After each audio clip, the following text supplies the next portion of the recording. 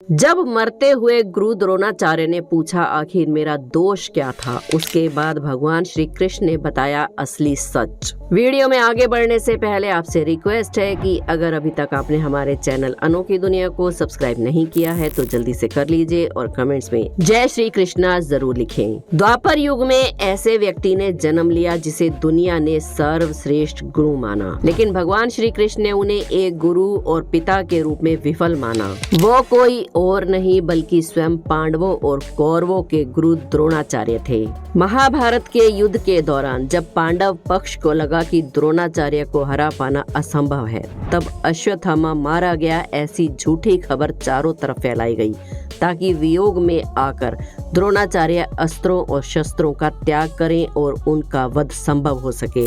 युधिष्ठिर के मुख से सुनने पर द्रोणाचार्य ये सब सच समझ बैठे और अस्त्र और शस्त्रों का त्याग कर दिया, लेकिन उसी दौरान द्रोणाचार्य ने श्री कृष्ण से कई सारे सवाल किए जिनका सच सुनने के बाद द्रोणाचार्य को मृत्यु को स्वीकार करना पड़ा। गुरु द्रोणाचार्य ने भगवान श्री कृष्ण से कहा कि महाज्ञानी परम तेजस्वी वासुदेव, मैं बचपन से ही आश्रम में पला बड़ा, निर्धनता और गरीबी का मुख देखा।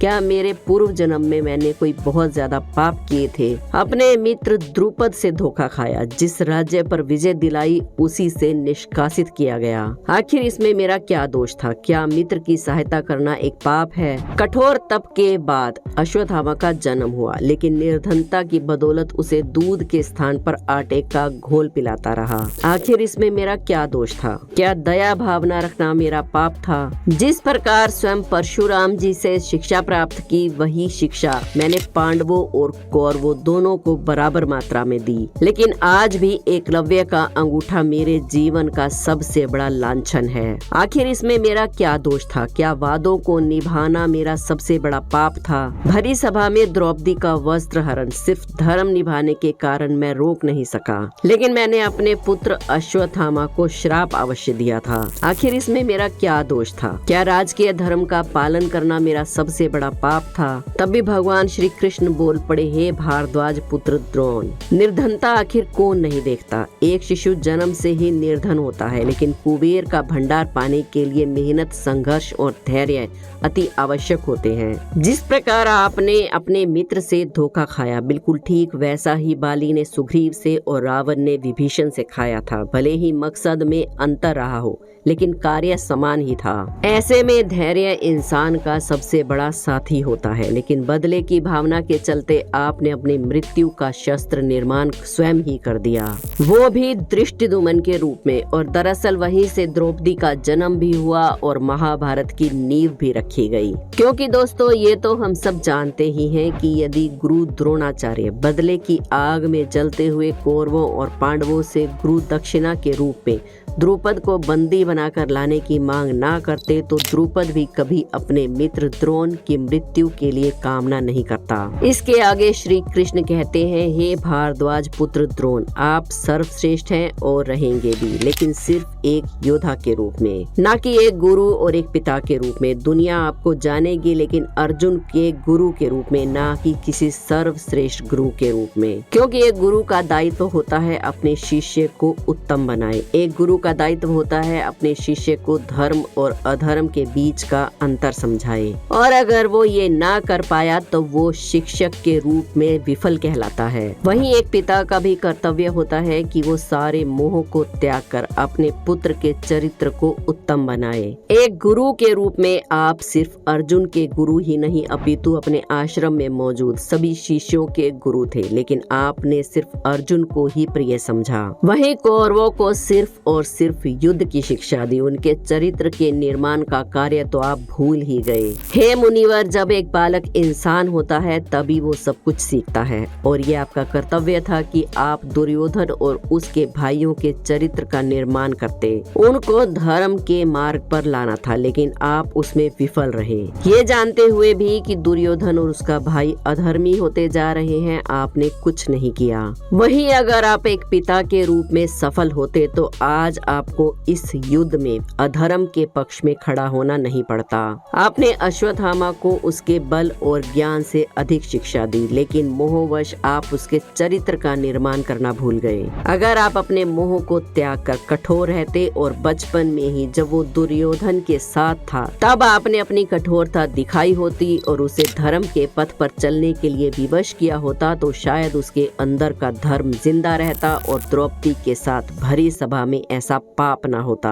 अगर आप धर्म का पालन करते, एक गुरु होने का दायित्व निभाते, तो मुनिवर आज महाभारत का ये युद्ध नहीं होता। इतना सुनते ही द्रोणाचार्य की आंखों से आंसू निकलने लगे और उन्होंने अपने शस्त्रों का त्याग कर वहीं जमीन पर समाधि ले ली और वो योग में लीन हो गए। उनकी आत्मा का एक अंश स्वयं बृहस्पति देव में लीन हो गया और तभी द्रुपद के पुत्र धृष्टद्युम्न ने उनकी गर्दन को धड़ से अलग कर दिया और उनका वध कर दिया और इस प्रकार पांडवों और कौरवों के गुरु द्रोणाचार्य का वध हुआ।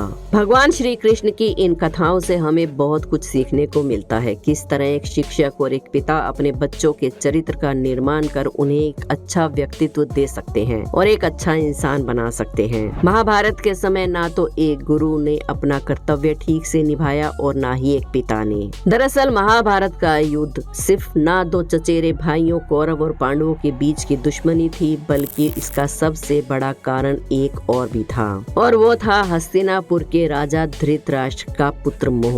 दुर्योधन के जन्म के समय ही ज्योतिषियों ने कहा था कि ये कुरु वंश के अंत का कारण बनेगा। धृतराष्ट्र से कहा गया कि दुर्योधन को राजमहल में न रखा जाए, लेकिन धृतराष्ट्र ने पुत्र मोह में फंसकर ऐसा नहीं किया और फिर वही हुआ जिसकी ज्योतिषियों को आशंका थी। धृतराष्ट्र ने हमेशा दुर्योधन की गलतियों पर पर्दा डालने का काम किया। वर्णावर्त में पांडवों को लाक्षय गृह में जलाकर मारने की योजना दुर्योधन ने बनाई, लेकिन पांडव सौभाग्य से बच निकले। इस बात की जानकारी होने के बावजूद भी धृतराष्ट्र ने इस बात पर पर्दा डालने का काम किया। दुर्योधन की महत्वाकांक्षा को पूरी करने के लिए धृतराष्ट्र ने हस्तिनापुर का विभाजन कर दिया। विभाजन में पांडवों को जो जमीन मिली वो पथरीली और बंजर थी। धृतराष्ट्र ये जानते थे कि दुर्योधन द्वैत क्रीड़ा के बहाने पांडवों के साथ बेईमानी करने वाला है। इसके बावजूद भी धृतराष्ट्र ने दुर्योधन की ओर से पांडवों को द्वैत क्रीड़ा के लिए आमंत्रित किया, जहां से कौरव और पांडवों के बीच की नफरत की आग और तेज हो गई। द्वैत क्रीड़ा भवन में धृतराष्ट्र के सामने दुर्योधन ने द्रौपदी को निर्वस्त्र करने का आदेश दिया। धृतराष्ट्र ने इस बात पर भी मौन साधे रखा। धृतराष्ट्र का ये मौन प्रतिशोध के रूप में फूटा और उसका परिणाम ये हुआ कि महाभारत के युद्ध में उसके पुत्र दुर्योधन, दुशासन और बाकी सभी पुत्रों को बहुत ही बुरी मौत मिली। तो दोस्तों, द्रोणाचार्य और धृतराष्ट्र दोनों के ही जीवन से हमें शिक्षा मिलती है कि पुत्र मोह में हमें इतना भी नहीं फंसना चाहिए कि एक दिन हम उन्हीं की मौत का कारण बन जाएं। आशा है आपको आज की जानकारी से बहुत कुछ सीखने को मिला होगा। अगर आपको हमारी ये खास जानकारी अच्छी लगी हो तो वीडियो को एक लाइक जरूर करें। हमारे चैनल अनोखी दुनिया को सब्सक्राइब करके बेल आइकन को प्रेस करना ना भूलें। कमेंट्स में जय श्री कृष्णा जरूर लिखें। कल फिर मिलेंगे एक और वीडियो में। जय श्री कृष्णा।